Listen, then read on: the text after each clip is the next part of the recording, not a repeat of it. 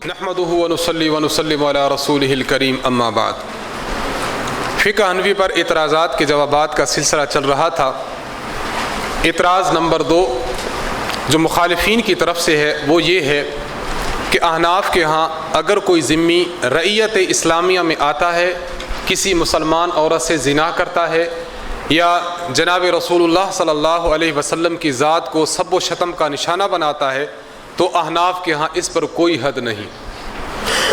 فتاوی عالمگیری جلد نمبر 1 صفحہ نمبر 276 کتاب السیر اور الباب الثامن فی الجزیہ میں یہ بات موجود ہے۔ او زنا بمسلمۃ او سب النبی صلی اللہ علیہ وسلم لم ينقض عہدہ، اگر کسی بندے نے کسی مسلمان عورت سے زنا کیا یا جناب رسول اللہ صلی اللہ علیہ وسلم کو گالی دی، لم ينقض عہدہ، اس کا عہد نہیں ٹوٹے گا۔ عبارت آپ کے سامنے آ چکی ہے۔ غیر مقلدین جو اس عبارت کا مطلب پیش کرتے ہیں آپ وہ بھی سماعت فرمائیں۔ لم ينقض عہدہ، عہد نہیں ٹوٹے گا، غیر مقلد اس کا جو عوام میں معنی پیش کرتے ہیں کہ اس کی کوئی سزا نہیں، یعنی زنا کرتا رہے حنفیوں کے ہاں جائز ہے، نبی علیہ السلام کو گالی دیتا رہے حنفیوں کے ہاں جائز ہے، اس پر کوئی حد نہیں۔ لم ينقض عہدہ کا معنی کوئی حد نہیں، یہ غیر مقلدوں کا اپنے گھر کا اور خانہ ساز ہے۔ فقہ حنفی میں اس کا کوئی تصور موجود نہیں ہے۔ اصل میں جواب کی طرف آنا چاہتا ہوں۔ اصل مسئلہ یہ ہے کہ غیر مقلدین حضرات دو مسائل کو آپس میں خلط کر دیتے ہیں، دو مسئلے اس پر بالکل الگ الگ ہیں۔ ایک ذمی جو حکومت اسلامیہ میں آتا ہے، ایک اس کا حکومت اسلامیہ کے ساتھ عہد ہے، اس عہد کا ٹوٹنا یا نہ ٹوٹنا یہ ایک الگ مسئلہ ہے۔ نمبر 2 ایسے امور کا مرتکب ہوتا ہے جو حد کے متقاضی ہوں، جن کی وجہ سے حد لگتی ہو، اگر ان امور کا ارتکاب کر لے اس کو حد لگے گی یا نہیں لگے گی، یہ مسئلہ بالکل الگ ہے۔ تو یہاں پر دو مسئلے ہیں، نمبر 1 اس پر حد کا جاری ہونا، نمبر 2 اس کے عہد کا ٹوٹنا۔ یہ دونوں مسئلے الگ الگ ہیں۔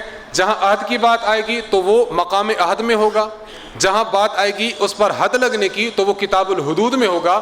غیر مقلدین نے مسئلہ اٹھایا جہاں پر عہد کے ٹوٹنے نہ ٹوٹنے کا وہاں سے، اور اس کی تعبیر یہ کر دی کہ اس پر حد کوئی نہیں ہے۔ فقہ حنفی میں بحمد اللہ تعالی اس مسئلے کا الگ الگ حل موجود ہے۔ جہاں تک پہلا مسئلہ ہے کہ کوئی ذمی منکرات شریعہ کا مرتکب ہوتا ہے، کسی مسلمان عورت سے زنا کرتا ہے، نبی علیہ الصلوۃ والسلام کو گالی دیتا ہے، قرآن کریم کو گالی دیتا ہے، اسلام کو گالی دیتا ہے، اسلام کے خلاف بولتا ہے، تو ہمارے ہاں اس کو تعزیر ہے، اور تعزیر اتنی سخت ہے کہ وہ تعزیر قتل کی مقام کو پہنچ جاتی ہے۔ در مختار میں علامہ علاء الدین حسکفی رحمۃ اللہ علیہ فرماتے ہیں وَيُؤَدَّبُ الذِّمِّ وَيُعَاقَبُ عَلَى سَبِّهِ دین الاسلام اب القرآن اب النبی صلی اللہ علیہ وسلم حاوی وغیرہ۔ حاوی وغیرہ میں یہ مسئلہ ہے کہ اگر کوئی ذمی ہے، ذمی کو سخت سے سخت سزا دی جائے گی اور انتہا درجے کی اس کو معاقبت کی جائے گی جب وہ دین اسلام کو سب و ستم کا نشانہ بنائے گا، قرآن کو گالی دے گا اور نبی علیہ السلام کو گالی دے گا، اس کو سخت سے سخت سزا دی جائے گی۔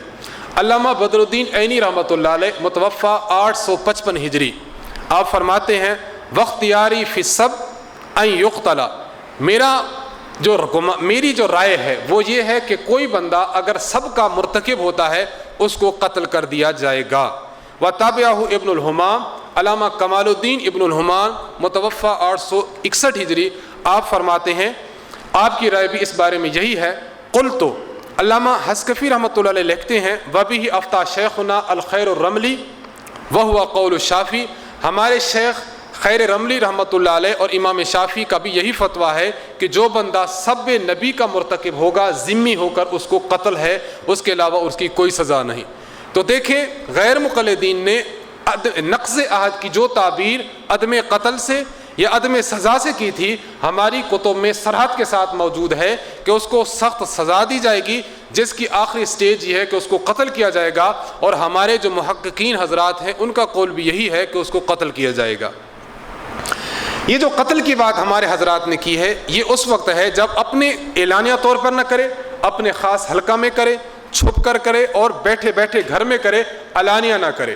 اگر کوئی بندہ علانیہ سب نبی کا مرتکب ہوتا ہے ذمی ہو کر تو اس کی سزا حتمی طور پر قتل ہے، معاقبت الگ ہو جاتی ہے۔ حتمی طور پر اس کی سزا قتل ہے۔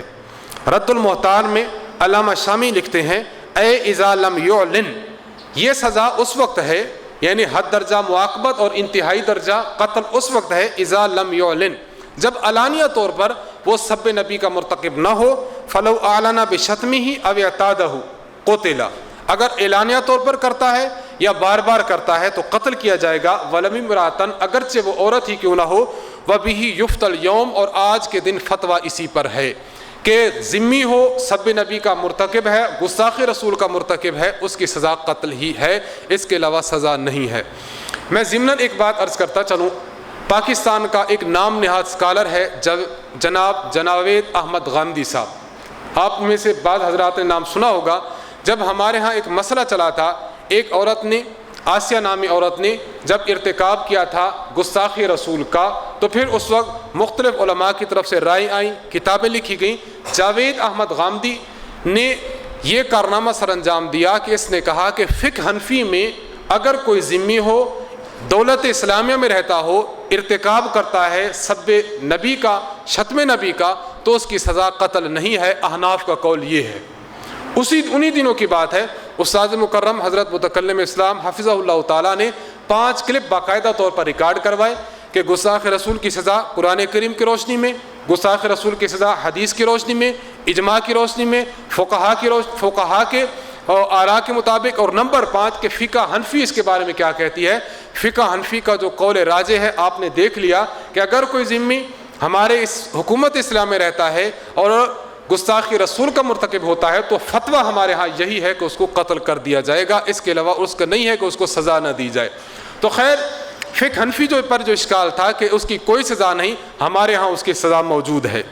باقی دوسری یہ بات کہ اس کا عہد ٹوٹے گا یا نہیں ٹوٹے گا، تو اس میں تفصیل یہ ہے کہ آپ نے کسی ذمی کو ملت اسلام، اپنے اس کو حکومت اسلامیہ میں ٹھہرایا ہے، اس کے ساتھ جو معاہدہ کیا، اگر معاہدہ میں یہ شرط نہیں لگائی کہ اگر ان امور کا مرتکب ہوگا تو عہد ٹوٹے گا، شرط نہیں لگائی تو اس سے عہد نہیں ٹوٹے گا، البتہ سزا کا مرتکب ضرور ہوگا۔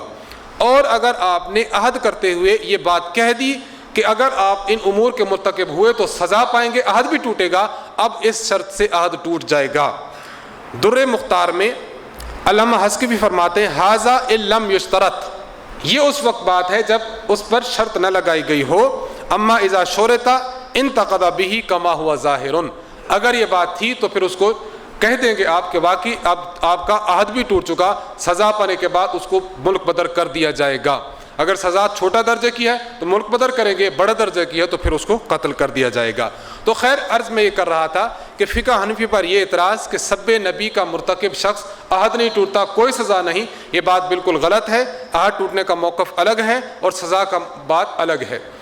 آپ کے مدرسہ میں ایک طالب علم آیا، طالب علم میں سبق یاد نہیں کیا، آپ پھر بھی اس کو پڑھنے دیتے ہیں، تو کوئی شخص اعتراض کرتا ہے کہ یہ کیسا مدرسہ ہے کہ دیکھو بندہ سبق یاد نہ بھی کریں پھر بھی مدرسے میں رکھتے نکالتے نہیں۔ آپ جواب دیں گے مدرسے سے نکالنا یہ الگ مسئلہ ہے، سبق یاد نہیں کیا اس کو سزا دینا یہ بالکل الگ مسئلہ ہے۔ ایک مسئلے کی وجہ سے دوسرے مسئلے کو اس کو قیاس نہیں کیا جائے گا، اس کا حکم الگ ہوگا اور اس کا حکم الگ ہوگا۔ تو دو احکامات اور دو مسائل کے الگ الگ حکم بیان کرنا یہ کمال فقاہت ہے، اور ایک مسئلے کو دوسرے میں گڈمڈ کر دینا یہ کمال فقاہت نہیں بلکہ نقص فقاہت کی دلیل ہے۔ امام ابو حنیفہ رحمۃ اللہ علیہ یہ کمال فقاہت سے مزین ہے، اور غیر مقلدین حضرات یہ عدم فقاہت بلکہ نقص اور انتہائی کم درجے کی فقاہت کے مرتکب لوگ ہیں، ان کا مسئلہ الگ ہے اور امام صاحب کا مسئلہ بالکل الگ ہے۔ اعتراض نمبر 3، یہ وہ اعتراض ہے جو عام طور پر غیر مقلدین حضرات میسیجوں میں بھی کرتے ہیں، میسیج بھیج دیا اشکال ہے، اشکال سمجھیں۔ ہدایہ میں امام ابو حنیفہ رحمۃ اللہ علیہ کا ایک قول موجود ہے، ثم مدت الرضاء عند ابی حنیفہ ثم مدت الرضاء 30 شہرا عند ابی حنیفہ رحمہ اللہ۔ امام ابو حنیفہ رحمۃ اللہ علیہ کے ہاں رضاعت کی مدت 30 ماہ ہے، یعنی 2.5 سال ہے۔ اور قرآن کریم کیا فرماتا ہے، سورۃ البقرہ آیت نمبر 233، والوالدات یرضعن اولادہن حولین کاملین، مائیں اپنی اولاد کو 2 سال تک دودھ پلائیں۔ غیر مقلد کہتے ہیں امام صاحب کا مسئلہ قرآن کے خلاف ہے، جو بندہ قرآن کی مخالفت کر سکتا ہے امام کیسے ہو سکتا ہے؟ یہ ان کا مشہور اعتراض ہے جو عام جگہوں پر، ہر چوک چوراہے پر، ہر ہوٹل پر، ہر مجلس میں، ہر اٹھتے بیٹھتے یہ لوگ گاتے رہتے ہیں، بات کرتے رہتے ہیں۔ جہاں تک بات ہے، اب میں جواب کی طرف آ رہا ہوں، جہاں تک بات ہے مسئلہ کی کہ فقہ حنفی میں مدت رضاعت کس پر ہے، اس کا فتویٰ کیا ہے، اس کے لیے تھوڑی سی میں تمہید عرض کرتا ہوں۔ علامہ ابن القیم رحمۃ اللہ علیہ، یہ شیخ ابن تیمیہ متوفی 728 ہجری، یہ ان کے شاگرد ہیں۔ ان کی کتاب ہے زاد المعاد۔ زاد المعاد میں علامہ ابن القیم نے امام ابو حنیفہ رحمۃ اللہ علیہ کے 2 قول نقل کیے ہیں کہ امام صاحب سے مدت رضاعت میں 2 قول مروی ہیں۔ پہلا قول 2 سال کا، دوسرا قول 2.5 سال کا۔ تو امام صاحب کی طرف صرف ایک قول کی نسبت کرنا یہ غیر مقلدین کی خیانت ہے۔ دیانت کا تقاضا یہ ہے کہ جتنے قول نقل ہوئے ہیں امام صاحب کے ان کا تذکرہ کیا جائے۔ ابن القیم نے 2 قول نقل کیے ہیں، زاد المعاد جلد نمبر 5 اور صفحہ نمبر 578 پر 2 قول نقل کیے ہیں۔ ان 2 قول میں سے فتویٰ کس قول پر ہے؟ 2 قول میں سے فتویٰ 2 سال والے قول پر ہے، 2.5 سال والے قول پر مدت رضاعت میں فتویٰ نہیں ہے۔ اس فتویٰ کے لیے آپ دیکھیں اپنی فائل میں، در مختار میں علامہ علاء الدین حسکفی فرماتے ہیں وَهُوَ الْأَصَحُّ وَبِهِ يُفْتَىٰ، یہ جو 2 سال والا قول ہے یہی صحیح ہے اور اسی پر فتویٰ ہے۔ شیخ عبد الغنی الغنیمی اللباب فی شرح الکتاب میں لکھتے ہیں کہ 2 سال والا قول یہ راجح ہے اور فتویٰ بھی اسی ہے۔ تذکرۃ الرشید میں علامہ شیخ مولانا رشید احمد گنگوہی رحمۃ اللہ علیہ فرماتے ہیں مدت رضاعت کی 2 سال ہے، علی الاصح المفتیٰ بھی، یعنی اسی پر فتویٰ ہے۔ تو دیکھیں امام صاحب سے 2 قول مروی تھے، ایک 2 سال کا اور ایک 2.5 سال کا۔ ہمارے جو حضرات محققین ہیں اور اصحاب و ترجیح ہیں ان لوگوں نے فتویٰ دے دیا 2 سال کی مدت پر۔ تو اب احناف کا اور امام ابو حنیفہ رحمۃ اللہ علیہ کا جو موقف ہوگا وہ 2 سال والا ہوگا، وہ 2.5 سال والا نہیں ہوگا۔ راجح موقف 2 سال ہے۔ ایک مقام پر غیر مقلدین کا محقق سمجھا جانے والے ہیں زبیر علی زئی صاحب، اب فوت ہو چکے ہیں۔ زبیر علی زئی صاحب نے الحدیث شمارہ نکالتے تھے اٹک سے، اس کے شمارہ نمبر 83 میں انہوں نے لکھا کہ یہ حوالے، کسی نے ایک مضمون لکھا تھا، غیر مقلدین کے کچھ حوالے دیے ہوئے تھے، اس نے کہا یہ ہمارے مفتیٰ بھی نہیں ہے اور ہم ان حوالوں سے بری ہیں۔ کیا مطلب؟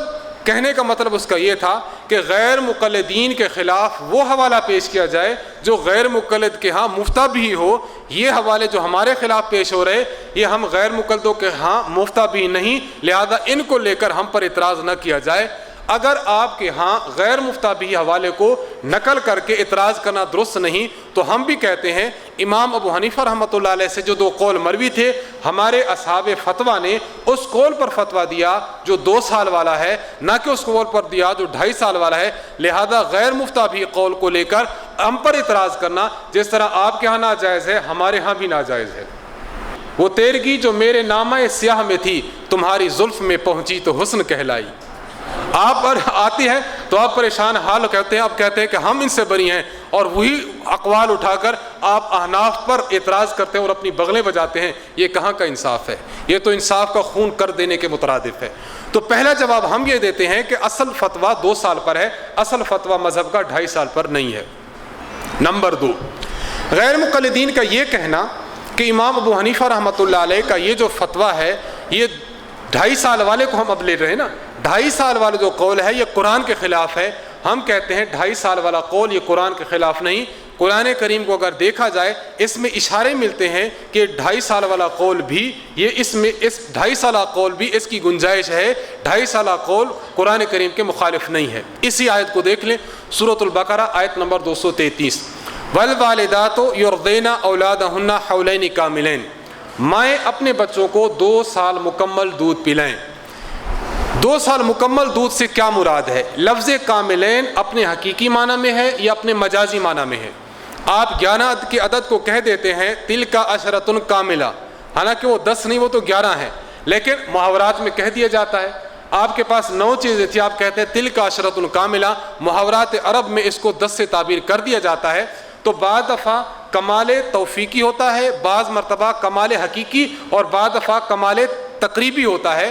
تو یہاں پر جو حولین کاملین ہے حولین کاملین سے کیا مراد ہے؟ 2 سال مکمل یا 2 سال کے لگ بھگ، کچھ اوپر بھی اور کچھ نیچے بھی، اس کاملین سے کیا مراد ہے؟ اب قرآن کریم کی اسی آیت سے ہم تھوڑا سا جب آگے جاتے ہیں، اللہ ارشاد فرماتے ہیں فَإِنْ أَرَادَا فِصَالًا عَنْ تَرَاضٍ مِّنْهُمَا وَتَشَاوُرٍ فَلَا جُنَاحَ عَلَيْهِمَا، اگر خامند اور بیوی بچے کا دودھ اپنی مشورے سے چھڑوانا چاہیں، مشاورت کے ساتھ رضامندی سے چھڑوانا چاہیں، تو پھر ان پر کسی قسم کا گناہ نہیں ہے۔ اس کا مطلب یہ نکلا کہ اگر آپ نے 2 سال کی مدت ہے، 2 سال کی مدت دودھ پلا لیا، اب آپ نے دودھ بچے کا چھڑوانا ہے مشاورت کے ساتھ، تو گناہ نہیں ہے۔ سوال یہ ہے کہ 2 سال کے بعد چھڑوانے کی بات ہو رہی ہے یا 2 سال سے پہلے چھڑوانے کی بات ہو رہی ہے؟ اگر قرآن کریم کی اسٹیٹمنٹ پر دیکھا جائے، اللہ تعالیٰ لفظ فا لائے ہیں، لفظ فا، فَإِنْ أَرَادَا لفظ فا لائے ہیں، اور لفظ فا آپ جانتے ہیں لغت میں کس کے لیے آتا ہے؟ تعقیب کے لیے آتا ہے۔ تعقیب کا مطلب یہ ہے کہ پہلی کلام مکمل کریں، مکمل کلام کے بعد کی بات ہو رہی ہے، اور یہی معنی علامہ ابن جریر طبری، یہ 4 صدی کے بہت بڑے امام گزرے ہیں، بہت بڑے مفسر اور محدث گزرے ہیں۔ ایک ابن جریر شیعہ ہے، ایک ابن جریر سنی ہے۔ مزے کی بات یہ، دونوں ایک ہی علاقے میں رہنے والے، دونوں کا نام ایک ہے، والد کا نام بھی ایک تھا، اور رہنے والے ایک ہی جگہ کے تھے۔ اس لیے بعض وہ منکرین حدیث جو حدیث پر اشکال کرتے ہیں، وہ علامہ صاحب کو شیعہ شمار کرتے ہیں، اور وہ جروحات جو شیعہ والی ہیں وہ ان پر نقل کر دیتے ہیں، حالانکہ یہ بات درست نہیں ہے۔ شیعہ الگ بات ہے، سنی الگ بات ہے۔ علامہ صاحب کیا فرماتے ہیں؟ فرماتے ہیں لِأَنَّ الْفَاءَ لِلتَّعْقِیب، حضرت فرماتے ہیں کہ قرآن کریم میں جو اللہ نے یہاں پر فا لائے ہیں، یہ تعقیب کے لیے ہے۔ فواجب ان یقون الفصال الذی علقہ بارادتہما بعد الحولین، یہ اسی مقام پر حضرت نے یہیں پہ لکھا ہے۔ حضرت فرماتے ہیں قرآن کریم میں جو لفظ فا ہے، اور اللہ تعالیٰ نے اس فا کے بعد ان دونوں کے ارادہ پر معلق کیا ہے دودھ چھڑوانے کو، تو فا کا تاکید کے لیے ہونا یہ اس بات کی دلیل ہے کہ یہاں گنجائش موجود ہے کہ ان کا فصال بچے کا یہ بعد الحولین 2 سال کے بعد ہونا چاہیے۔ تو دیکھیں اس سے معلوم یہ ہوا، فا نے بتا دیا کہ لفظ کاملین جو ہے وہ اپنے معنی حقیقی میں نہیں، بلکہ اس میں گنجائش یہ ہے کہ آپ 2 سال سے اوپر بھی جا سکتے ہیں۔ اور صرف یہی نہیں کہ یہ لفظ فا کی بات ہو رہی ہے، اسی مقام پر علامہ ابن جریر طبری نے حضرت عبداللہ ابن عباس رضی اللہ تعالی عنہما ان کی تفسیر بھی نقل کی ہے۔ ابن عباس فرماتے ہیں ان ارادہ ان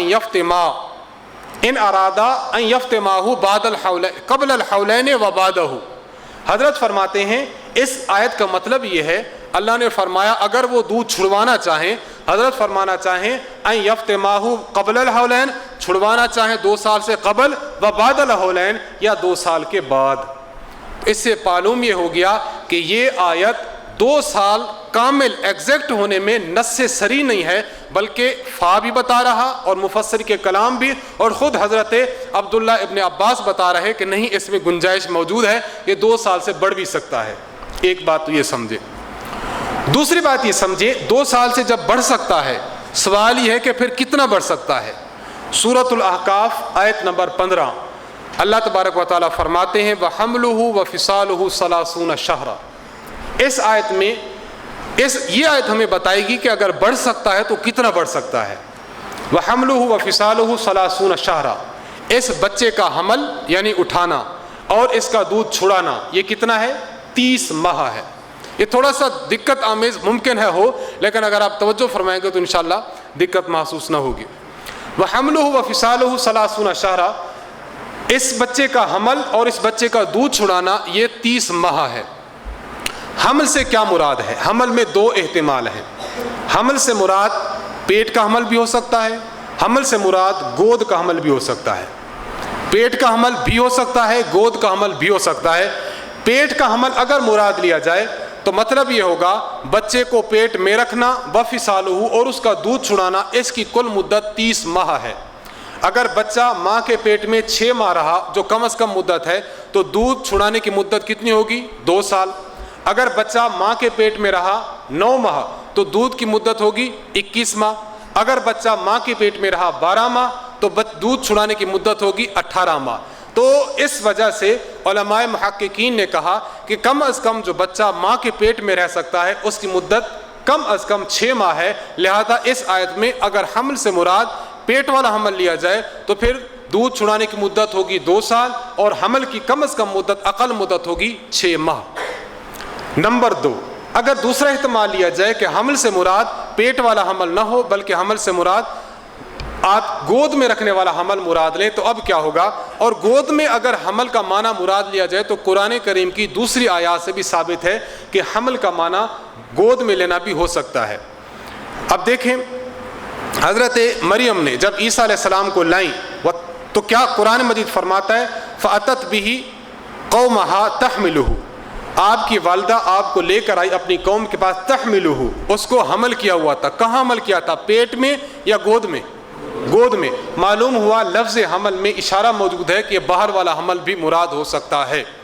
یحمل اسفارا کمثل الحمار یحمل اسفارا، یہ حمل کون سا مراد ہے؟ اندر والا یا باہر والا؟ باہر والا۔ خیر لفظ حمل میں جس طرح اندر والے حمل کی گنجائش ہے باہر والے حمل کی گنجائش بھی موجود ہے۔ جب ہم باہر والا حمل مراد لیتے ہیں اور باہر والا حمل یہاں مراد لینے پر ایک قرینہ آپ کو میں عرض کرتا ہوں، قرآن کریم کی اسی آیت میں موجود ہے حملتہ امہ کرہن ووضعتہ کرہا، اس کی ماں اس کو پیٹ میں اٹھاتی ہے بوجھ کے ساتھ، ووضعتہ، اور اس کو پھر جنتی ہے کرہا، بوجھ کے ساتھ۔ یعنی اس میں اللہ تعالیٰ نے ماں کی مشقت کا تذکرہ فرمایا ہے۔ ایک مشقت ماں کی وہ ہوگی جب وہ حمل اٹھائے گی، یعنی پیٹ والا حمل۔ نمبر 2، وہ مشقت مراد ہے جس میں بچہ جنے گی، یعنی وضع حمل۔ اب اس کے بعد اللہ تعالیٰ نے کیا ارشاد فرمایا؟ وَحَمْلُهُ وَفِصَالُهُ، اگر اس حمل سے مراد پھر آپ پیٹ والا حمل لیں گے تو پھر اس سے کیا ہوگا کہ یہ بھی پیٹ والا حمل، یہ بھی پیٹ والا حمل، تو اس سے ماں کی تکالیف 3 کے بجائے 2 ہو جائیں گی۔ حالانکہ یہ تکرار ہے تو اس سے ظاہر یہ معلوم ہوتا ہے اس سے مراد یہ لیا جائے پیٹ والا حمل، نمبر 2 وضع حمل، نمبر 3 گود والا اٹھانا یعنی گود والا حمل۔ اب ماں کی 3 مشکلات آئیں گی۔ اب اگر ہم حمل سے مراد گود والا حمل لیتے ہیں تو اب آیت کی طرف دوبارہ نظر دوڑائیں۔ آیت ہے حملہ وفصالہ، اس کا گود میں رکھنا اور دودھ چھڑانا، 30 شہرہ، یہ 30 ماہ ہوگا۔ جس دوران ماں بچے کو اپنے گود میں رکھتی ہے اسی دوران دودھ پلاتی ہے، تو دودھ پلانے کی مدت اور پیٹ میں اور اپنے گود میں رکھنے کی مدت یہ کل کتنی بنتی ہے؟ 30 شہرہ، 30 ماہ بنتی ہے۔ تو دیکھیں قرآن کریم کی اس آیت میں واضح اشارہ ہمیں مل جاتا ہے کہ دودھ چھڑانے کی مدت 30 ماہ ہے، لہذا اس آیت میں اشارے موجود ہیں۔ تو امام ابو حنیفہ رحمۃ اللہ علیہ کے قول کو آپ خلاف قرآن کہہ رہے ہیں، یہ بات بالکل غلط ہے، ایسا کہنا بالکل درست نہیں۔ کیوں؟ اس لیے کہ قرآن کریم کی حولین کاملین والی اگر حقیقی معنوں میں اور دیگر قرائن کو دیکھا جائے تو اس معنی میں نص نہیں ہے۔ 2 باتیں ہو گئی۔ تیسری بات آپ سمجھ لیں، یہ میں ضمناً عرض کر رہا ہوں۔ تیسری بات یہ سمجھیں کہ ہمارے ہاں دونوں اقوال میں تطبیق یوں ہے کہ ہم کہتے ہیں اگر آپ حرمت کی بات کرتے ہیں، حرمت کی بات، حرمت رضاعت سے جو رشتے ثابت ہوتے ہیں ان کی بات کرتے ہیں، تو کمال تقوی اور کمال احتیاط کا تقاضا یہ ہے کہ ہمارا فتویٰ 2.5 سال پر ہے۔ اگر کسی بچے نے کسی عورت کا دودھ پیا ہے 2.5 سال تک تو آپ فتویٰ یہ دیں گے کہ نہیں، کیونکہ امام صاحب کا ایک قول یہ بھی ہے کہ حمل کے دودھ پلانے کی جو مدت ہے وہ 2.5 سال ہے، اس لیے آپ اس میں نکاح نہ کریں۔ اگر آپ کسی کو بھائی بن جاتا ہے، رضائی بھائی ہے، بھائی بہن بن جاتے ہیں 2.5 سال کے اندر، تو پھر اس کا نکاح نہ کیا جائے۔ کیوں؟ امام صاحب کا فتویٰ یہ ہے۔ نمبر 2، اگر کوئی مسئلہ آپ سے پوچھتا ہے کہ کسی بچے کو دودھ کتنا پلایا جائے تو آپ نے فتویٰ دینا ہے 2 سال، تو حرمت رضاعت کا مسئلہ الگ ہے اور مدت رضاعت بچے کو دودھ پلانا اس کا مسئلہ بالکل الگ ہے۔ تو دیکھیں ہم نے امام صاحب کے اس قول کو چھوڑا بھی نہیں ہے، ہم نے احتیاط کے درجہ میں اس پر عمل کر لیا اور فتویٰ کے درجہ میں اس پر عمل کر لیا۔ اور چوتھی بات عرض کرتا ہوں، یہ الزامی جواب ہے۔ غیر مقلدین حضرات کو فقہ حنفی کے اس مسئلہ پر اعتراض کرتے ہوئے کچھ شرم کرنی چاہیے، اس لیے کہ کنز الحقائق میں علامہ وحید الزمان صاحب نے جو مسئلہ لکھا ہے وہ مسئلہ کیا ہے، ذرا مسئلہ سمجھ لیں۔ ہمارے ہاں اعتراض ہو رہا تھا 2.5 سال کا بچہ ہے، دودھ پی رہا ہے، مخالف قرآن، مخالف حدیث، فقہ حنفی اور امام ابو حنیفہ قرآن کے مخالف۔ آپ اپنے گھر بھی ذرا جھانک لیں۔ علامہ وحید الزمان صاحب لکھتے ہیں وَيَجُوزُ إِرْضَاءُ الْكَبِيرِ وَلَوْ كَانَ ذَا لِحْيَةٍ لِتَجْوِيزِ النَّظْرِ۔ وَيَجُوزُ إِرْضَاءُ الْكَبِيرِ، استاد مکرم جب یہ مسئلہ بیان کرتے ہیں تو زا کو تھوڑا سا کھینچتے ہیں. مسئلہ کیا ہے؟ غیر مقلد لکھتے ہیں وَيَجُوزُ إِرْضَاءُ الْكَبِيرِ, بڑی عمر والے بندے کو دودھ پلانا جائز ہے. وَلَوْ كَانَ ذَا لِحْيَةٍ, یہ ذا لحیۃ ہماری ہے, غیر مقلد کی داڑھی ذا لحیۃ نہیں بلکہ ہے ذا لحیۃ, وہ فلاں جگہ تک پہنچ جاتی ہے. تو استاد فرماتے ہیں کہ جیسی داڑھی ہوتی ہے اور ویسا ہی آپ اس کا اشارہ کریں گے. تو غیر مقلدین کے ہاں اگر بڑی داڑھی والا ہے اور غیر مقلد کی جس طرح داڑھی ہوتی ہے کہ وہ چلتی چلی جاتی ہے, کینچی لگانا حرام سمجھتے ہیں, اتنی بڑی داڑھی والا ہو غیر مقلدوں کے ہاں اس کو بھی دودھ پلانا جائز ہے لتجویز النظر, تاکہ دیکھنا جائز ہو جائے. سوال یہ ہے کہ 2.5 سال والے بچے پر اعتراض تھا کہ دودھ کیوں پی رہا ہے, وہاں 70 80 90 سال کا بابا جی وہ بھی مزے سے دودھ پی رہا ہے, وہاں تمہارا کوئی اعتراض نہیں ہے. تو آپ اپنی بات کو دیکھ لیں اور فقہ حنفی کے بات کو دیکھ لیں. عرف الجادی میں نواب میر نور الحسن صاحب, یہ بڑے نواب صاحب کے جو بیٹے ہیں, کہتے ہیں ارضاء کبیر بنا بر تجویز نظر جائز است. بڑی عمر کے لوگ بڑی عمر کے بابے کو دودھ پلانا جائز ہے تاکہ دیکھنا یہ جائز ہو جائے. تو ہم کہتے ہیں کہ دیکھیں آپ نے 2.5 سال کی عمر تک تو اعتراض کر لیا, لیکن آپ کو اپنے گھر کی بھی کچھ خبر ہونی چاہیے. اپنے من میں ڈوب کر پاجا سراغ زندگی, تو اگر میرا نہیں بنتا نہ بن, اپنا تو بن. آپ کو اپنے تو گھر کی بات کرنی چاہیے. اعتراض نمبر 5, 5واں اعتراض سمجھ لیں. غیر مقلدین کا اشکال ہے رد المحتار کی عبارت پر. عبارت یہ ہے ما اخذته الزانیة ان کان بعقد الاجارۃ فحلال عند ابی حنیفہ رحمہ اللہ. رد المحتار میں ہے غیر مقلد جو اس کا معنی کرتے ہیں, میں آپ کی خدمت میں پہلے وہ معنی پیش کرتا ہوں, پھر آپ کی خدمت میں اصل مسئلہ رکھتا ہوں. غیر مقلد معنی پیش کرتے ہیں ما اخذته الزانیہ, جو زانیہ جو خرچی لیتی ہے, ان کان بعقد الاجارہ, اجرت پر زانیہ کو لیا جائے اور اس کی خرچی مقرر کر دی جائے, تو اس کی جو اجرت ہے فحلال عند ابی حنیفہ رحمہ اللہ, امام صاحب کے ہاں زانیہ کی اجرت حلال ہے. کیا مطلب؟ کسی بندے نے ایک زانیہ کو کرائے پر رکھ لیا, اس سے زنا کرتا ہے, اب اس کو اجرت دیتا ہے. امام ابو حنیفہ رحمۃ اللہ علیہ آپ فرماتے ہیں کہ اس کی اجرت حلال ہے. تو دیکھو حنفیوں نے کیا کر دیا, حنفیوں نے زنا کا دروازہ کھول دیا. ایک صاحب نے کہا کہ کعبہ خانے میں جو عورتیں بیٹھی ہیں یہ حنفی ہیں. کیوں کہ حنفیوں نے سرٹیفکیٹ دے دیا ہے کہ نہیں آپ چلتی رہو, مال کماتی رہو, اللہ اللہ کرتی رہو اور حنفیوں کو دعائیں دیتی رہو. انہوں نے تمہارا کام آسان کر دیا, تمہیں جواز کا سرٹیفکیٹ فراہم کر دیا. ایک کسی اللہ والے سے ان کی بات ہوئی تو انہوں نے کہا بابا وہاں تو حنفی نہیں بیٹھے ہوتے. انہوں نے کہا نہیں حضرت وہاں پر حنفی عورتیں ہوتی ہیں. انہوں نے کہا حنفی تو نہیں ہوتی. انہوں نے کہا حضرت حنفی ہوتی ہیں. انہوں نے کہا بابا حنفی نہیں ہوتی, وہاں پر غیر مقلد ہوتی ہیں. انہوں نے کہا وہ کیسے؟ انہوں نے کہا حنفی کس کی بات مانتے ہیں؟ انہوں نے کہا امام ابو حنیفہ کی. انہوں نے کہا جو ایک کی بات مانتا ہے وہ حنفی ہے, اور جو ہر ایک کی بات مانتا ہے آپ ہیں, کبھی اس کی بات لیتے ہیں, کبھی اس کی بات لیتے ہیں, کبھی اس کی بات لیتے ہیں.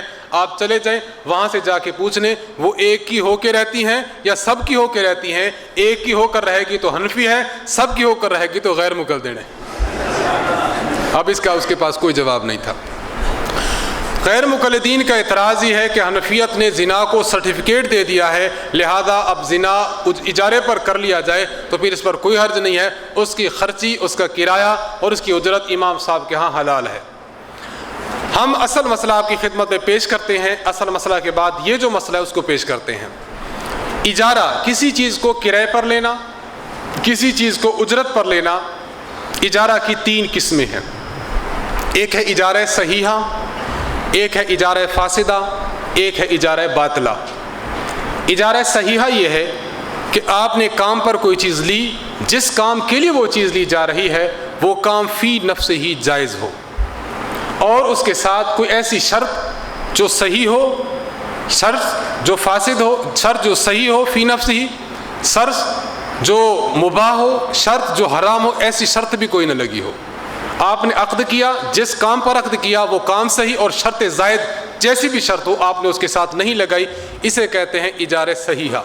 آپ نے ایک مزدور رکھا, مزدور کو کہا بھی آپ نے 5 گھنٹے ڈیوٹی دینی ہے, آپ کو 500 روپے دیں گے. اب یہ کیا ہے؟ یہ اجارہ صحیحہ ہے. نمبر 2 اجارہ فاسدہ. آپ نے اجارہ پر کوئی بندہ رکھا, اجارہ پر کوئی کام لیا, اجارہ تو فی نفسی ٹھیک تھا، جس کام پر آپ نے بندہ رکھا وہ کام بھی ٹھیک تھا، لیکن آپ نے ایک شرط ایسی لگا دی جو اجارے کا حصہ نہیں تھی، زائد شرط لگا دی. یہ زائد شرط لگانا یہ اجارے کو فاسد کر دیتا ہے. اب اجارے کا حکم بھی ہے اجارے کو ختم کر دیا جائے. اگر اس نے کام کر لیا تو اب اجرت معینہ نہیں ملے گی بلکہ اجرت مثل ملے گی. یہ دوسرا مثال، آپ نے ایک نوکر رکھا اور اس کو کہا کہ آپ نے پہرا دینا ہے 5 گھنٹے، طے ہو گیا. بعد میں آپ نے کہا کہ آپ نے پھر ڈیوٹی بھی کرنی ہے، بعد میں گیٹ پر بھی بیٹھنا ہے. اب آپ نے جو نفس اجارہ تھا وہ تو ٹھیک تھا، شرط زائد کی وجہ سے اجارہ فاسد ہو گیا. اگر آپ نے وہ کام اس نے کر لیا تو پھر اجرت مثل کا مستحق ٹھہرے گا. حکم یہ تھا کہ آپ اس اجارہ کو ختم فرما دیں، لیکن آپ نے ختم نہیں کیا تو اجارہ فاسد ہوگا اور وہ اجرت مثل کا مستحق ہوگا. نمبر 3، اجارہ باطلہ. اجارہ باطلہ یہ ہے کہ آپ نے ایسا اجارہ کیا کہ نفس اجارہ جس کام پر آپ نے لیا ہے وہ کام حرام ہے، وہ کام ہی جائز نہیں ہے. مثال، ایک بندے نے کسی عورت کو اجارہ پر رکھا اور اجارہ میں کہا کہ میں میرے گھر کا کھانا بھی پکانا اور میں زنا بھی کروں گا. اب یہ اجارہ کس چیز پر ہے؟ معاصی پر ہے، یہ اجارہ گناہ پر ہے. احناف کے ہاں یہ اجارہ باطل ہے، ناجائز ہے. یہ اجرت دینے کا مستحق بھی نہیں، اجرت دینا بھی حرام اور اجرت لینا بھی حرام. نفس مسئلہ آپ کی خدمت میں واضح ہو گیا کہ 3 باتیں الگ الگ ہیں، اجارہ صحیحہ، اجارہ فاسدہ اور اجارہ باطلہ. اب مسئلہ سمجھے، اصل مسئلہ کیا ہے؟ اصل مسئلہ یہ ہے، ایک بندے نے کسی عورت کو اجارہ پر رکھا کہ میرے گھر کا کام کاج کرے گی، یہ اجارہ ہو گیا. اس کے بعد اس بندے نے اس کو کہا کہ میں تم سے زنا بھی کروں گا. اب مسئلہ سمجھیں، اس میں 3 باتیں واضح ہیں. پہلی بات یہ ہے کہ یہ جو اجارہ ہوا ہے کہ اجارہ لیا کہ آپ نے میرے گھر کا کام کرنا ہے، اس کے بعد اس نے شرط یہ لگائی کہ میں تم سے زنا بھی کروں گا. اب 3 باتیں سامنے آ گئیں. پہلی بات یہ ہے کہ اجارہ کی کون سی قسم ہے؟ اجارہ باطلہ ہے، اجارہ فاسدہ ہے، اجارہ صحیحہ ہے. نمبر 2، اگر عورت جو شرط بندے نے لگائی تھی اس شرط پر عمل نہیں کرتی تو اس کو اجرت ملے گی یا نہیں ملے گی، اور ملے گی تو کون سی ملے گی؟ نمبر 3، اگر اس عورت نے اس شرط پر عمل کر لیا تو اب اجرت کی مستحق ہوگی یا نہیں ہوگی؟ مثل کی ہوگی، معین کی ہوگی یا ہوگی ہی نہیں؟ یہ 3 مسئلے ہیں. احناف رحمۃ اللہ علیہ ایسے ہیں کہ انہوں نے تینوں کو بالکل الگ الگ واضح طور پر پیش کر دیا. دیکھیں، احناف کہتے ہیں کہ دیکھیں جو اجارہ ہے، اب چونکہ اصل اجارہ صحیح تھا، اس نے ایک شرط زائد لگا دی، شرط حرام تھی. شرط حرام اجارہ صحیح کے ساتھ لگا دیتا ہے تو یہ اجارہ کون سا بنتا ہے؟ اجارہ فاسدہ بنتا ہے. احناف کے ہاں یہ اجارہ فاسدہ ہے، جس کا حکم یہ ہے کہ اس کو ختم کر دیا جائے. نمبر 2، کام نہ کرے عورت، شرط پر عمل نہ کرے تو اجرت کی مستحق ٹھہرے گی یا نہیں؟ شرط چونکہ زائد چیز تھی، اگر اس نے اس پر عمل نہیں کیا تو نفس کام کی وجہ سے یہ عورت اجر مثل کی مستحق بنے گی. کیوں کہ اجارہ فاسدہ کا حکم یہ ہے کہ اجارہ فاسدہ میں اجرت مثل کی مستحق بنتی ہے. بات سمجھے؟ نمبر 3، اگر اس نے شرط پر عمل کر لیا اب کیا ہوگا؟ احناف فرماتے ہیں اگر اس نے زنا کی شرط پر عمل کر لیا، چونکہ زنا کی شرط نفس عقد سے زائد چیز تھی، اس لیے نفس عقد کی وجہ سے جو کام کیا، کام کی اجرت مثل لے گی، اور جو زنا کیا ہے اس زنا کی وجہ سے اس کو حد لگے گی. بات سمجھ رہے؟ تو احناف نے دیکھیں دودھ کا دودھ اور پانی کا پانی کر دیا. جو بات نفس اجارہ سے ثابت تھی اس کے لیے اجر مثل کی بات کی ہے، جو زنا غلط کام تھا اس کے لیے حد کی بات کی ہے. تو احناف دونوں کو الگ الگ پیش کرتے ہیں. غیر مقلدین کی خیانت یہ ہے کہ دونوں کو گڑمڑ پیش کرتے ہیں. تو بجائے اس کے کہ احناف کو الزام دیا جائے، اس میں تو احناف کا شکریہ ادا کرنا چاہیے کہ دودھ کا دودھ اور پانی کا پانی کر دیا. ایک بندہ ہے یہاں سے مسجد جاتا ہے، جا کر نماز پڑھتا ہے. نماز پڑھنے کے بعد وہ بندہ واپسی پر دیکھتا ہے جوتا بہت اچھا اس کو لگتا ہے، تو اچھا جوتا اٹھا کر بغل میں اٹھا کر بھاگ آتا ہے. اب سوال یہ ہے کہ اس کی نماز کا ثواب ملے گا یا نہیں ملے گا؟ نماز کا ثواب تو ملے گا. اچھا جوتا اٹھانے کی وجہ سے سزا کا مستحق ٹھہرے گا نہیں ٹھہرے گا؟ ٹھہرے گا. تو نماز کا مسئلہ الگ ہے، جوتے اٹھانے کا مسئلہ الگ ہے. ہم یہی بات عرض کرنا چاہتے ہیں کہ اجارہ کی وجہ سے جو کام کیا، کام کی اجرت لینا اس کے لیے ٹھیک ہے. باقی جو زنا کیا، زنا کی جو اجرت لی ہے وہ بالکل الگ مسئلہ، اس کی وجہ سے اس کو حد لائق ہوگی. تو ثابت ہو گیا کہ غیر مقلدین حضرات جو احناف پر خام خواہ کا اشکال کرتے ہیں، اس میں احناف کا دامن اس بات سے بالکل پاک ہے. اب میں نے جو مسئلہ آپ کی خدمت میں واضح کر دیا، اب نفس سے عبارت کو دیکھیں، عبارت اصل کیا ہے، دیکھیں عبارت کو۔ عبارت ہے ما اخذته الزانیۃ ان کان بعقد الاجارۃ فحلال عند ابی حنیفہ۔ غیر مقلدین اس میں 3 غلطیاں کرتے ہیں اس عبارت کو سمجھنے میں۔ پہلی غلطی کیا کرتے ہیں؟ پہلی غلطی یہ کرتے ہیں ما اخذته الزانیۃ ان کان بعقد الاجارہ۔ ان کانا میں جو ضمیر ہوا ہے، غیر مقلدین کہتے ہیں اس ہوا سے مراد ما اخذته ہے، یعنی اس سے مراد اجرت ہے، یعنی وہ اجرت جو عورت لیتی ہے۔ ان کانا بعقد الاجارۃ، ان کانا بعقد الاجارہ، یہاں پر جو با ہے غیر مقلد کہتے ہیں با سببیہ ہے۔ کیا مطلب؟ وہ اجرت جو عقد کے سبب عورت لیتی ہے۔ 2 غلطیاں۔ تیسری غلطی یہ، غیر مقلد کہتے ہیں الاجارہ سے مراد اجارہ زنا ہے۔ کیا مطلب؟ کہ ما اخذته الزانیۃ بعقد ان کان بعقد الاجارۃ، یعنی وہ اجرت جو عورت زنا کے عقد کی شرط کی وجہ سے لیتی ہے، فحلال عند ابی حنیفہ، وہ امام صاحب کے حلال ہے، حالانکہ یہ تینوں باتیں غلط ہیں۔ اب اصل مسئلہ کیا ہے؟ اصل بات یہ ہے کہ عبارت میں جو راجح ہیں، جو مرجح ہیں، اور اجارہ سے کیا مراد ہے، چونکہ احناف کی عبارت ہے، احناف ہی بتائیں گے۔ ہم یہ کہتے ہیں کہ اس عبارت میں ان کانا بعقد الاجارہ، ان کانا میں جو کانا کی ضمیر ہے اس کا جو مرجع ہے ما اخذته نہیں ہے، یعنی اجرت، بلکہ اس سے مراد جو الزانیہ ہے، زانیہ سے جو لفظ زنا سمجھا جا رہا ہے، اس کا مصداق وہ زنا ہے۔ اس پر قرآن سے آپ شاید پڑھتے رہتے ہیں، قرآن کریم میں اعدلوا هو اقرب للتقوی۔ ہوا ضمیر کا مرجع کیا ہے؟ اس کا مرجع وہ عدل ہے جو اعدلوا سے سمجھا جا رہا ہے۔ ہم کہتے ہیں ما اخذته الزانیہ ان کانا، کانا میں جو ہوا ہے اس سے مراد زانیہ سے جو زنا سمجھا جا رہا ہے، اس ہوا کا مرجع وہ زنا ہے۔ نمبر 2، بعقد الاجارۃ، یہ جو لفظ با ہے یہ با سبب کا نہیں، با تلبس کا ہے۔ کیا مطلب؟ کہ ان کانا بعقد الاجارۃ، اے با تلبیس کے تلبس کے لیے ہے، اے متلبسا بعقد الاجارہ، اور متلبسن جو ہے یہ شرطن کی صفت ہے، اب ہوگا بشرط متلبسا بعقد الاجارہ۔ کیا مطلب؟ کہ اگر عورت لیتی ہے، اگر عورت کرتی ہے، ان کانا اگر وہ زنا ہوتا ہے بعقد الاجارہ، ایسے عقد کے ساتھ ملا ہوا ہو، وہ زنا ایسے عقد کے ساتھ شرط ملا ہوا ہو، بعقد الاجارہ۔ غیر مقلد کہتے ہیں اجارہ سے مراد اجارہ زنا ہے، لیکن ہم نے عبارت آپ کو پہلے پڑھوا دی کہ عقد سے مراد، اجارہ سے مراد اجارہ زنا نہیں، اجارہ صحیحہ ہے۔ اب عبارت کا مطلب کیا نکلے گا؟ عبارت کو ہم نے لکھ دیا، دیکھ لیں۔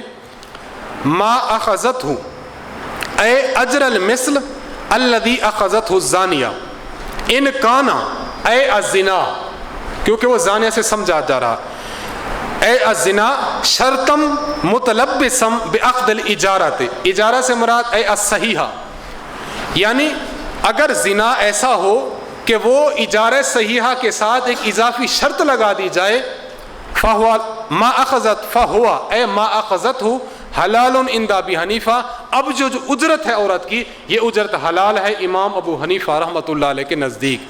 اب مطلب بالکل واضح ہو گیا کہ امام صاحب یہ فرمانا چاہتے ہیں کہ جو عورت اجرت لیتی ہے، اگر یہ اجرت ایسی ہے کہ جو ایسے اجارے کی وجہ سے ہے کہ وہ اجارہ فی نفسی صحیح تھا، لیکن جو اجرت لیتی ہے وہ زنا کی وجہ سے ہے، جو زنا اس عقد اجارہ کے ساتھ تلبس کر چکا ہے، تو چونکہ اجارہ فی نفسی صحیح تھا، اب اس عورت کی اجرت حلال ہے۔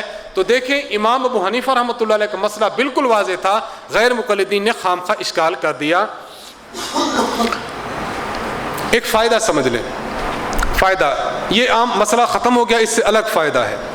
احناف کا میں سے جو صاحبین کا موقف ہے اس سے تھوڑا سا جدا ہے۔ صاحبین کہتے ہیں ما اخذته الزانیہ یہ حرام ہے، امام صاحب فرماتے ہیں ما اخذته الزانیہ یہ حلال ہے۔ جو فرق ہے دونوں میں، جو اختلاف ہے، یہ حقیقی اختلاف نہیں، یہ تعبیری اختلاف ہے، جسے آپ لفظی اختلاف سے کہہ سکتے ہیں۔ صاحبین رحمۃ اللہ علیہم، صاحبین یہ فرماتے ہیں کہ یہ جو عورت نے جو زنا کیا ہے اور زنا کے بعد یہ جو اجرت لے رہی ہے، صاحبین اس زنا کو نفس اجارہ میں داخل کرتے ہیں۔ جب نفس اجارہ میں داخل کر دیا جائے تو ظاہری سی بات ہے یہ اجارہ کون سا بنے گا؟ اجارہ باطلہ بنے گا، اور اجارہ باطلہ کی اجرت بالکل حرام ہوا کرتی ہے۔ امام ابو حنیفہ رحمۃ اللہ علیہ اس اجارہ میں اس شرط کو داخل نہیں کرتے، بلکہ اس شرط کو داخل خارج کر کے ایک الگ شرط مانتے ہیں جس کی وجہ سے اجارہ فاسد ہوتا ہے۔ جب اجارہ فاسد ہوتا ہے تو صاحبین کے نزدیک بھی اجرت حلال ہے، اور جب اجارے میں یہ شرط داخل مان لی جائے، نفس اجارہ کا جز بنا لیا جائے، تو امام صاحب کے ہاں بھی اجرت زانیہ حرام ہے۔ تو یہ صرف اس اختلاف جو ہوگا یہ اختلاف لفظی ہوگا، اختلاف حقیقی نہیں ہوگا۔ اس سے بڑھ کر ہم بات عرض کرتے ہیں کہ فقہائے احناف نے گانا گانے کو، لہو و لعب کو اور اس طرح کی اجرت کو حرام قرار دیا، تو وہ احناف زنا کی اجرت کو کیسے جائز قرار دے سکتے ہیں؟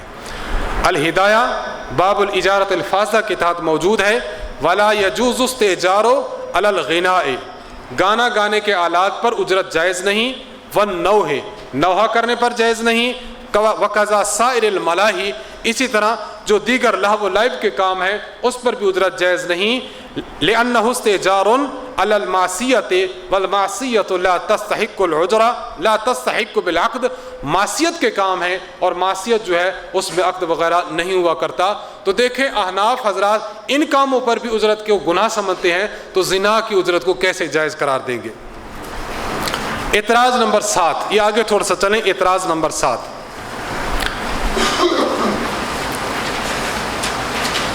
اعتراض نمبر 7 یہ ہے، پہلے سمجھ لیں، غیر مقلد کہتے ہیں کہ احناف کے ہاں امام اس کو بنایا جائے، کل تو وہ تھا کہ بیوی خوبصورت ہو، آج اس سے بھی تھوڑا سا آگے مسئلہ جا رہا ہے۔ غیر مقلد حضرات کہتے ہیں کہ احناف کہتے ہیں امام اس کو بنایا جائے جس کا ذکر چھوٹا ہو، تو کیا ہم پھیتا لے کر پیمانہ لے کر ذکر چیک کرتے رہیں؟ یہ کیسے مسئلے تم لوگ پیش کرتے ہو؟ اب ظاہری سی بات ہے ان کی جو عوام ہوتی ہے وہ بلے بلے کرتے ہیں کہ توبہ توبہ کیسا مسئلہ ہے کہ انہوں نے کیا کچھ لکھ دیا ہے۔ اب اصل بات کیا ہے جس پر غیر مقلد لوگ حاشیہ چڑھاتے ہیں؟ غیر مقلد رد المحتار کی ایک عبارت سے استدلال کرتے ہیں۔ در مختار کی عبارت یہ ہے، ثم الاکبر رأسا والاصغر عضوا، عبارت یہ ہے ثم الاکبر رأسا والاصغر عضوا۔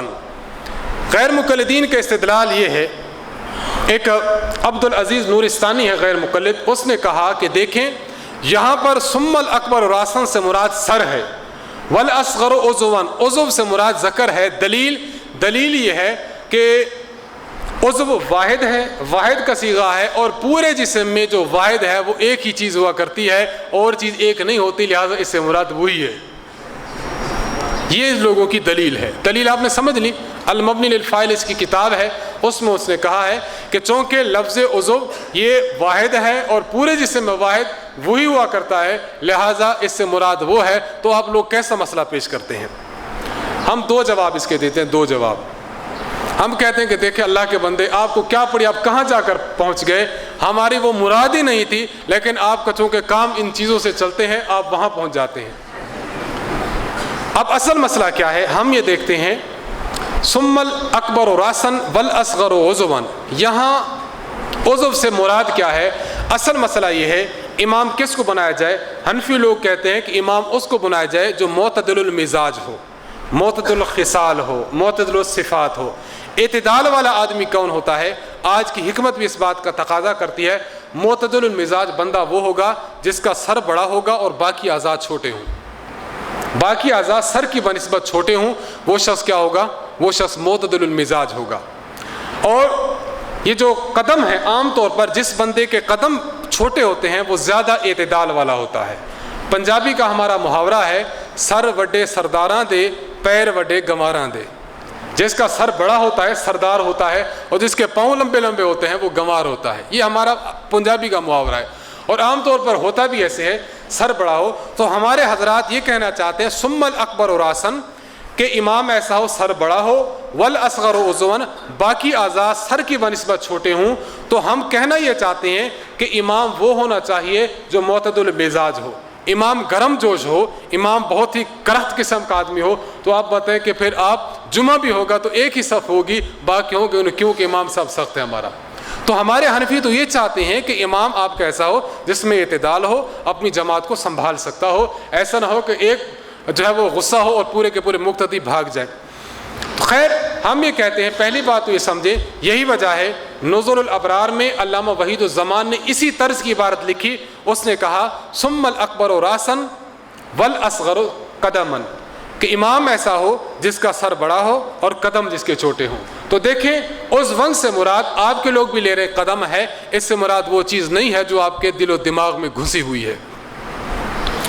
ایک بات، دوسری بات آپ یہ سمجھیں کہ ہمارے حضرات نے اس کی بضابطہ خود تردید فرمائی ہے کہ ہم لفظ عضو سے یہ مراد ہی نہیں لیتے۔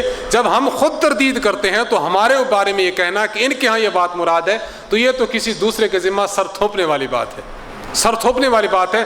مان نہ مان میں تیرا مہمان، آپ کے سر لگنا ہی ہے۔ آپ نے غالباً کہیں پڑھا ہوگا، ایک آدمی تھا، ایک شیر تھا، کہیں جا رہا تھا، پانی پی رہا تھا، تو وہاں پر اس نے دیکھا کہ ایک بھیڑ کا چھوٹا سا بچہ ہے وہاں پر پانی پی رہا ہے۔ اس نے کہا پانی گدلا کر رہے ہو تم؟ بھیڑ کے بچے نے کہا جناب میں تو پانی گدلا نہیں کر رہا، آپ جس طرف کھڑے پانی تو وہاں سے میری طرف آ رہا ہے، گدلا کیسے ہوگا؟ اچھا، اس نے کہا ہاں پچھلے سال تم نے گالی مجھ کو کیوں دی تھی؟ اس نے کہا حضرت پچھلے سال تو میں پیدا نہیں ہوا تھا، 4 ماہ کا تو میں ہوں۔ اس نے کہا ہاں تمہارے آبا و اجداد نے گالی دی تھی، یہ کہہ کر اس کو کھا گیا۔ یعنی مان نہ مان میں تیرے مہمان، وجہ بنتی ہی نہیں ہے، آپ اشکال کر رہے ہیں۔ تو ہمارے حضرات خود اس کی تردید کر رہے ہیں، چاہے کہ اس بات کو کہیں، لیکن غیر مقلد ہی کیا جو بات سمجھے نہیں، آپ نے کہا ہے اتنا کہہ دیا کہ بس لوگ ہیں کہ واقعی کہنے والا ہے۔ غیر مقلدین جس بات کی بات کرتے ہیں ہمارے حضرات نے تردید کر دیا ہے۔ رد المحتار میں علامہ شامی نے اسی مقام پر فرمایا ہے، علامہ ابو سعود رحمۃ اللہ علیہ ہیں، انہوں نے الاشباہ والنظائر کا حاشیہ لکھا ہے، ابن نجیم ثانی ابو حنیفہ رحمۃ اللہ علیہ کی اس پر حاشیہ لکھا ہے۔ اس حاشیہ سے انہوں نے بات نقل کی ہے، وفی حاشیۃ ابی سعود وقد نقل عن بعضهم فی ھذا المقام ما لا یلیق ان یذکر فضلا عن ان یکتب۔ حضرت فرماتے ہیں اپنے اس مقام پر، حضرت ابن عابدین، کہ ابو سعود فرماتے ہیں کہ بعض لوگوں نے اس مقام پر ایسی بات کی ہے کہ جس کا تذکرہ کرنا بھی جائز نہیں ہے، چاہے کہ ہم اس کو یہاں نقل کریں۔ ابن عابدین فرماتے ہیں، کأنہ یشیر الی ما قیل ان المراد بالعضو الذکر، کہ ابو سعود یہ فرمانا چاہتے ہیں کہ بعض نام نہاد لوگوں نے اس کی جو مثال پیش کی ہے وہ ذکر سے پیش کی ہے، کہتے ہیں کہ یہ بات ایسی ہے کہ جس کا تذکرہ بھی جائز نہیں، چاہے کہ ذکر کیا جائے۔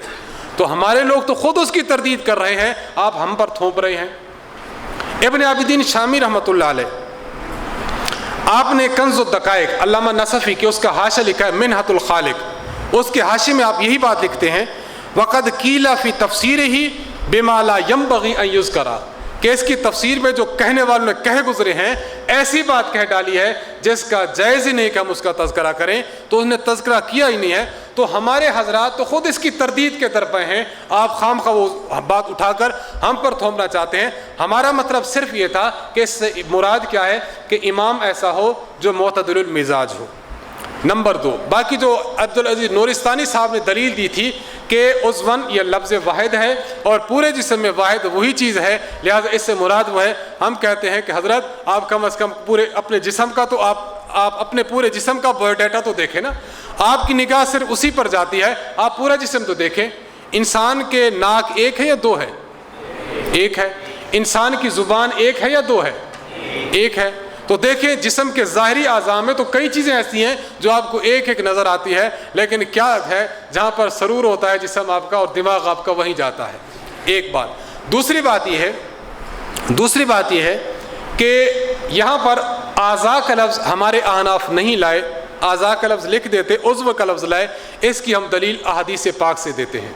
احادیث مبارکہ میں آتا ہے، دیکھیں ہم نے لفظ لائے والاصغر عضون، عضو جو ہے وہ لفظ جنس ہے، جنس کا اطلاق جس طرح فرد واحد پر ہوتا ہے، جنس کا اطلاق جو ہے وہ باقی اعضاء پر بھی ہوتا ہے، جمع پر بھی ہوتا ہے، تثنیہ پر بھی ہوتا ہے اور مفرد پر بھی ہوتا ہے۔ جس طرح حدیث مبارک میں ہے صحیح بخاری حدیث نمبر 9، نبی علیہ السلام فرماتے ہیں المسلم من سلم المسلمون من لسانہ و یدہ، مسلمان وہ ہے جس کی زبان اور ہاتھ سے مسلمان محفوظ رہیں۔ کیا مطلب ایک ہاتھ سے رہیں یا دونوں ہاتھ سے؟ آپ ایک ہاتھ سے اس کی مرمت کرتے جائیں اور کہیں کہ بابا ہم تو عامل بالحدیث ہیں۔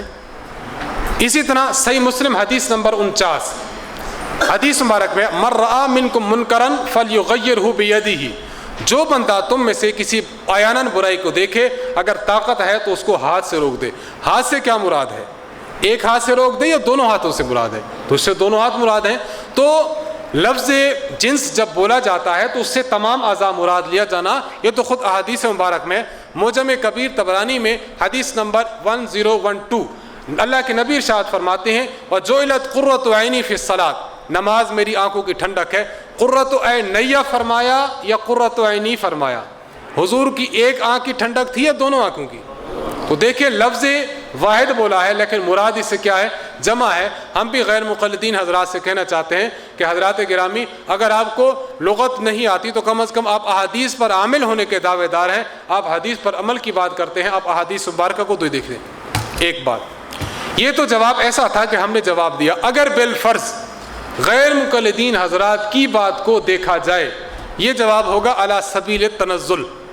غیر مقلدین کی بات کو دیکھا جائے کہ عضو سے مراد وہی ہو جو غیر مقلدین جس کے شائقین ہیں اور جس کی بات کر رہے ہیں، تو ہم یہ بات عرض کرتے ہیں کہ دیکھیں محاورات عرب پر اگر غور کیا جائے، محاورات عرب میں بعض چیزوں کا قصیر ہونا، بعض چیزوں کا کم لمبائی والا ہونا، بعض چیزوں کا زیادہ لمبائی والا ہونا، اس سے مراد حقیقت نہیں ہوتا، اس سے مراد ایک عام محاورہ ہوتا ہے۔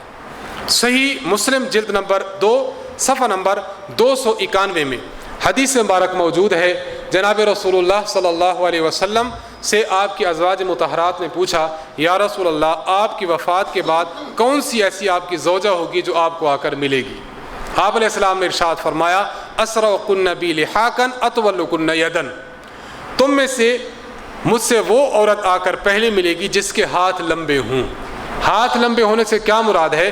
یہ ہاتھ لمبے ہونا یہ عرب کا محاورہ ہے، اس سے مراد سخی ہونا ہے، اس سے مراد حقیقتاً ہاتھ کا لمبا ہونا نہیں ہے۔ یہی وجہ تھی کہ جب ہاتھ ماپے گئے تو کسی اور زوجہ محترمہ کے نکلے، اور جس عورت کا انتقال پہلے ہوا وہ حضرت زینب رضی اللہ عنہا تھیں۔ تو دیکھیں ہاتھوں کا لمبا ہونا یہ کس بات سے تعبیر ہے؟ یہ سخاوت سے تعبیر ہے۔ نمبر 2، بعض مرتبہ ہاتھوں کا لمبا ہونا ہمارے عام محاورات میں کسی جگہ پر دسترس کا ہونا بھی ہے۔ آپ کہتے ہیں بابا اس سے پنگا نہ لو، کیوں؟ اس کے ہاتھ بڑے لمبے ہیں۔ کیا مطلب؟ اس کی دسترس اور اس بندے کی پہنچ بہت بڑے مقامات پر ہے، آپ اگر اس سے پنگا لیں گے اور اس کے ساتھ آپ جب وہ سینگ اڑانے کی کوشش کریں گے تو آپ کو نقصان ہوگا۔ نمبر 3، آپ کہتے ہیں کہ بھلے مانس آپ زید سے کیا بات کرتے ہو؟ زید تو ایسا ہے کہ اس کو تو منہ میں زبان نہیں ہے۔ منہ میں زبان نہ ہونا اس سے کیا مراد ہے؟ کہ زبان کاٹی گئی ہے؟ نہیں، اس کے مراد ہے کہ وہ اول پھول نہیں بکتا، وہ بات کو زیادہ نہیں کرتا، خام خواہ کی بات نہیں کرتا، خام خواہ کا کلام نہیں کرتا، گالم گلوچ سب و شتم ان باتوں سے بالکل مبرہ ہے۔ تو کسی کے منہ میں زبان نہ ہونا یہ مراد ہے۔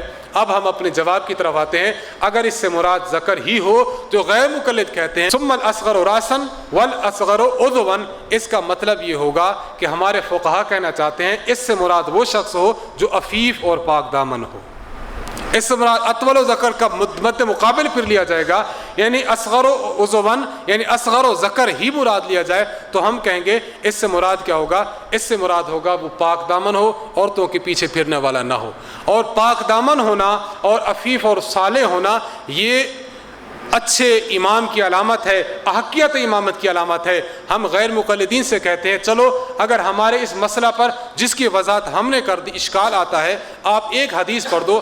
ہمارا مسئلہ یہ ہے کہ امام ایسا ہو جو عفیف اور پاک دامن ہو۔ اگر آپ اس کو مسئلہ نہیں بھاتا تو کم از کم آپ یہ کریں کہ آپ ایک حدیث یا قرآن کی آیت ایک ایسی پڑھ دیں کہ جس میں موجود ہو کہ امام ایسا ہو جو پرلے درجے کا خبیث اور کمینہ ہو۔ کیوں؟ آپ فقہ حنفی کے مسئلے کو تو مانتے نہیں، آپ مسئلہ ایسا پیش کریں جو کہ آپ کے موافق ہو۔ غیر مقلد قیامت کی صبح تک پیش کرتے تو پھر اس کے لیے گنجائش ہے، ظاہری سی باتیں پیش نہیں کر سکے گا۔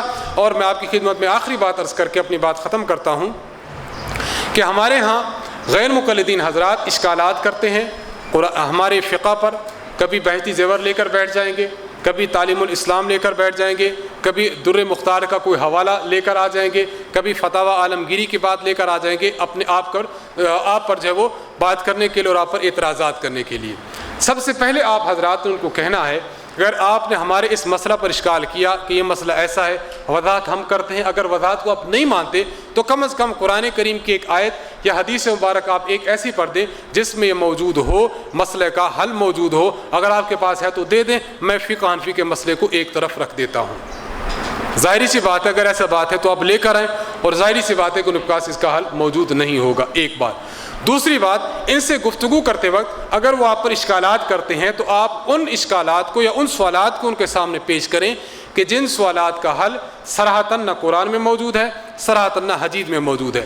آپ اشکال یہ پیش کریں، حضرت ٹھیک ہے آپ فقہ حنفی پر اشکال کرتے ہیں، فقہ حنفی کو میں ایک طرف رکھتا ہوں، میں آپ سے سوال یہ کرتا ہوں، اگر کوئی بندہ امام کے پیچھے کھڑا ہوتا ہے، امام نے اللہ اکبر بلند آواز سے کہنی ہے اور مقتدی نے اللہ اکبر جو تکبیر تحریمہ والی ہے آہستہ آواز سے کہنی ہے، حضرت مجھے آپ حدیث ایک مبارک پڑھ دیں کہ جس میں آیا ہو امام تکبیر تحریمہ بلند آواز سے کہے گا، مقتدی تکبیر تحریمہ آہستہ آواز سے کہیں گے. میں فقہ حنفی میں دیکھتا ہوں مسئلہ مجھے نظر آتا ہے، اگر فقہ حنفی صحیح نہیں ہے آپ حدیث مبارک میں مجھے مسئلہ دکھا دیں.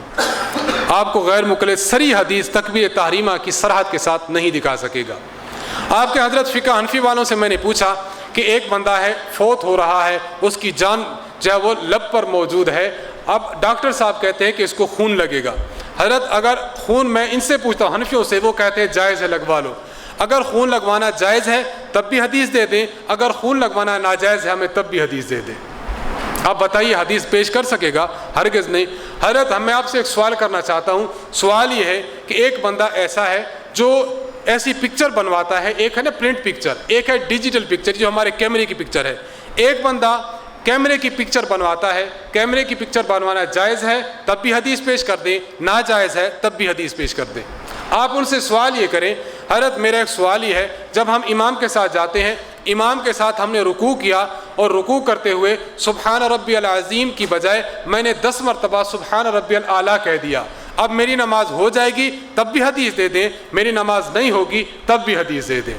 حضرت میں جب سجدے میں گیا، سجدے میں میں نے کہنا تھا سبحان ربی الاعلیٰ، میں نے وہاں پر کہہ دیا سبحان ربی العظیم. اب اگر میری نماز ہو جائے گی تب بھی حدیث دے دیں، میری نماز نہیں ہوگی تب بھی حدیث دے دیں. ایک آدمی کہا، اس نے کہا اللہ اکبر، اللہ اکبر کہنے کے ساتھ اس کی زبان سے نکل گیا اللہ الکبیر، اللہ العظم. حضرت نماز ہو گئی نماز تب بھی حدیث دے دیں، نماز نہیں ہوئی تب بھی حدیث دے دیں. اس طرز کے ہم نے بحمدللہ 800 کے قریب سوالات جمع کیے ہیں، اور ہم سے کوئی ساتھی پوچھتے ہیں تو ہم اس کو ای میل ایڈریس لے لیتے ہیں اور جواب کہتے ہیں کہ آپ کو ہم میل کر دیں گے. 800 سوالات ہیں، غیر مقلد کو دے دیں، اب سر کھجلاتا بھی رہے گا، جواب ڈھونڈتا بھی رہے گا. اب وہ جانے اور اس کا کام جانے، آپ کے سے وہ کبھی بھی پنگا نہیں لے گا، آپ کے کبھی بھی آڑے نہیں آئے گا. اب اس کو آپ نے کام دے دیا جو اس کی زندگی بھر کا کام ہے، بس بسم اللہ کر کے اپنے ہوم ورک میں لگا رہے گا. اب اس کا جواب دے گا، انشاءاللہ اس کا جواب اس کے پاس نہیں ہوگا. زکوٰۃ ہے، فلاں چیز کی زکوٰۃ ہوگی، حدیث دکھا دے، نہیں ہے تب حدیث دکھا دے. آپ نے دونوں صورتوں میں اس سے حدیث کا مطالبہ کرنا ہے. آپ دیکھیں کہ وہ بندہ حدیث پیش کرتا ہے یا پیش نہیں کرتا. وہ کہہ گیا ٹھیک ہے میں کل انشاءاللہ آپ کو پیش کروں گا، بس وہ اپنے یہاں پر جو ہے وہ کھجلی کر کے وہ پتلی گری سے آپ سے بھاگ جائے گا. کئی ایسے لوگ ہیں ہم سے جو کہ رابطے میں رہتے ہیں کہ حضرت واقعی ہم نے ان کو مسئلہ پیش کیا، پہلے وہ لوگ ہمارے پاس آتے تھے لیکن اب ہم پیچھے ہوتے وہ آگے دوڑ رہے ہوتے. وہ یار تسی تو گل نہیں، اتحاد کی گل کرو، آج امت مسلمہ کہاں کھڑی، اتحاد کی بات کرو. ہم کہتے ہیں کہ بابا جب یہ بات ہم نے نہیں کی تھی اس وقت اتحاد آپ کا کہاں گیا؟ اس وقت تو آپ نے کہا فقہ حنفی کفر ہے، قرآن حدیث کے خلاف ہے، فلاں ہے. جب ہم نے بات شروع کر دیا آپ کہتے ہیں بھائی نہیں، بس اتحاد کی بات کرو، امت میں جوڑ پیدا کرو اور توڑ پیدا نہ کرو.